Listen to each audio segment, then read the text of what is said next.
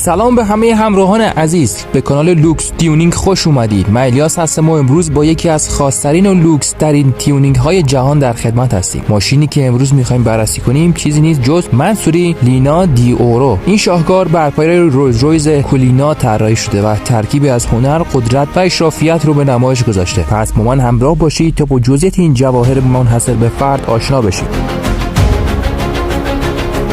بیایید اول نگاهی به طراحی بیرونی این خودرو بندازیم. منصوری لینا یه اثر هنریه. ترکیب رنگ مشکی و طلایی توی این ماشین یه جلوه بی‌نظیر خلق کرده که واقعا نفسگیر و خاصه. رینگ‌های 24 اینچی طلایی انگار تاجی که روی پای این ماشین نشسته. طراحی منحصر به فرد این رینگ‌ها نگاه هر کس رو به خودش جذب می‌کنه.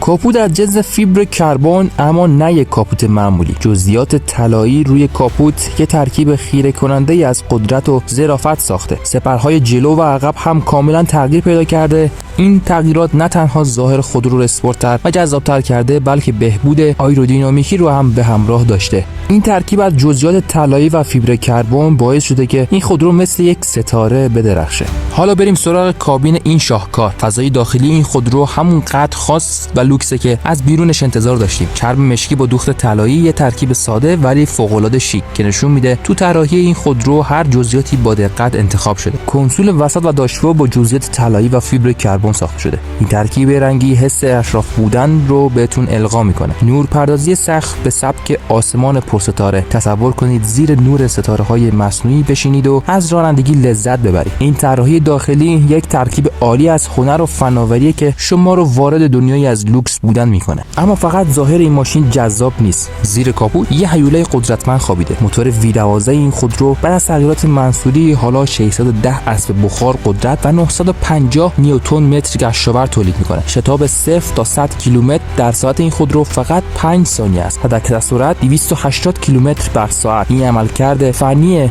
منصوری رو به یک خودروی خاص تبدیل کرده که هم لوکس و هم پرقدرت باشه.